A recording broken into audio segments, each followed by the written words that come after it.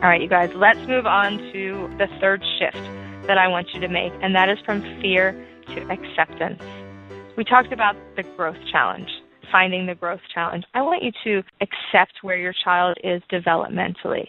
I want you to forget the fear of what you think might happen. He's never going to learn. He's never going to listen. He's never going to get it. He's never going to learn. Or that fear of I'm a bad mom. Aggression starts to come out as soon as our kids start to have a little bit more control over their bodies, and they realize that, hey, I can do things for myself. I can get places. I can ask for stuff. And if they say no, I can scream really loud, and they'll hear me. They notice. It's not because they're bad. It's not because they need to learn not to scream. It's because they're trying out their voice. They have this new body, and they don't know how it works. So you will see aggression really peak in toddlerhood. Between the ages of 2 and 4, resorting to physical strategies to meet needs is really, really typical. So it needs to be met with consistency and kind limits. Not about, I just told you not to hit. We don't hit. It's not nice. Don't do that. All that does is it's a lot of information that your child doesn't really understand. He doesn't feel heard or understood. He's just hearing no, don't, and stop. And he's too little to remember it. So he might get it right there, and you look at him, and he looks you in the eye, and he shakes his head, yes, Mommy, I understand, and then he runs away, and 5 minutes later, you're in there because he's hitting his little brother or squeezing the cat again. It's not because he's bad. It's not because he's developing flawed character. It's because he's too little to control his impulses. Kids don't really have a lot of control. They start to get it. There's a big shift in the brain around 5 or 6. And they start to have more control over their impulses. Kids need to be addressed, and they need to be met with kindness.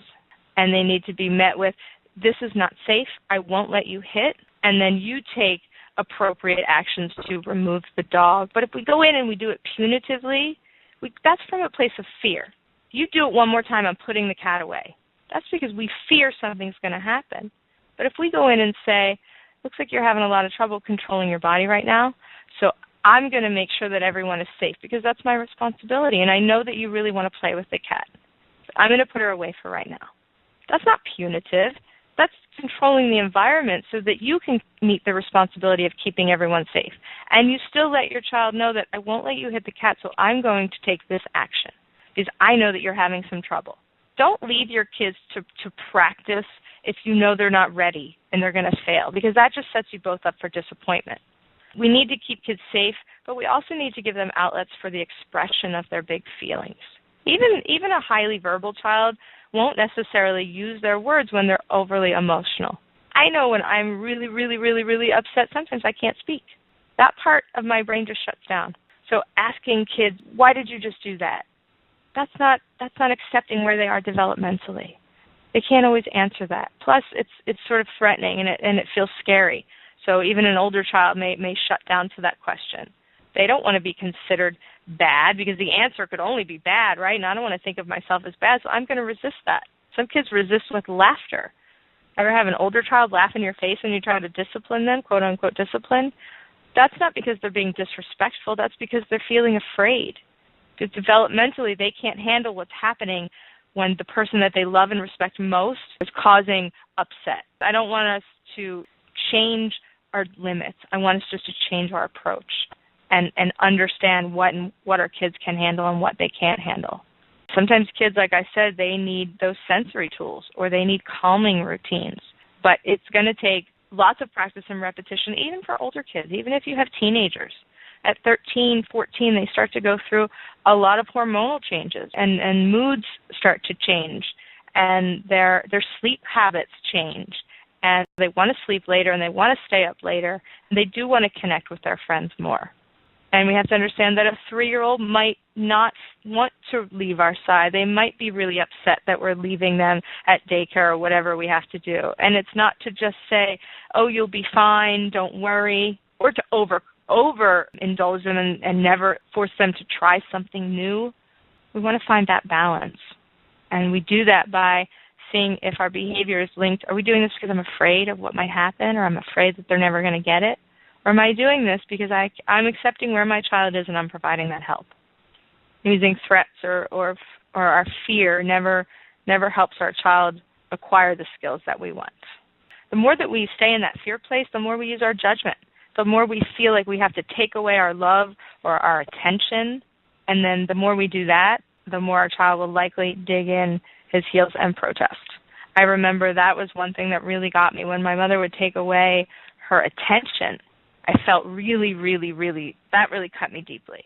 It wasn't even the yelling or the criticism or the harsh stuff that, was unmanaged emotions. It was when I was shut down. So when we shut our kids down, when we say, I won't speak to you until you can speak to me respectfully, that shows our kids that we're angry, but it doesn't give them a lot of quality feedback to change their behavior. If you say to your child, I hear when you slam that door, I heard that door slam, and I know that you're really angry right now, what I'm thinking is we take some time to cool off, because it doesn't help me, and it doesn't meet my need for respect when we speak to each other this way. You just let your child know that that's not acceptable to you, but that you're willing to help by saying, let's take some time to cool off and come back together. Same message, same lesson, but I did it from a place of kindness, because our demands disconnect. Our empathy will expand our own tolerance and their tolerance, and it allows room for growing. When behavioral compliance is that goal, you deny that growth that's inherent in our whole parent-child relationship, this whole idea of a family. I mean, really, what is it? Why did you even want to have a family?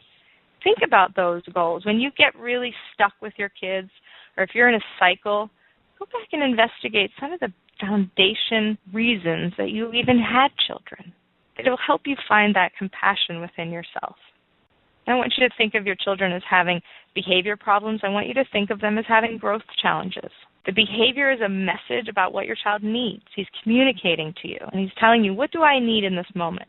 His messages may be loud, they may be messy, they may be rude, they may even be sometimes hurtful, but his intentions to share his needs are always honest.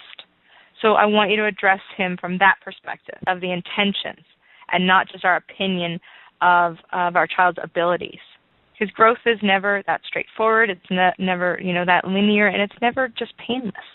Sometimes some struggle is required. Sometimes we have to be okay that the 2-year-old just can't stop his impulses to hit, kick, or scream. It's usually when our self-care is lacking, when our emotional well is on E, that's when we get frustrated. When we're confident, when we're calm, when our needs are met, when we've had enough sleep, when we've had a date with our spouse or time with our friends, we're able to withstand a lot more stress. We're able to look at that 2-year-old and go, oh, he's having a really bad day. He's really upset right now. He'll be okay in a minute, as you help your child. That opportunity for growth, it's inside the problem that you see. So I don't want you to ignore the behavior. I want you to really look underneath it and say, what's driving this behavior?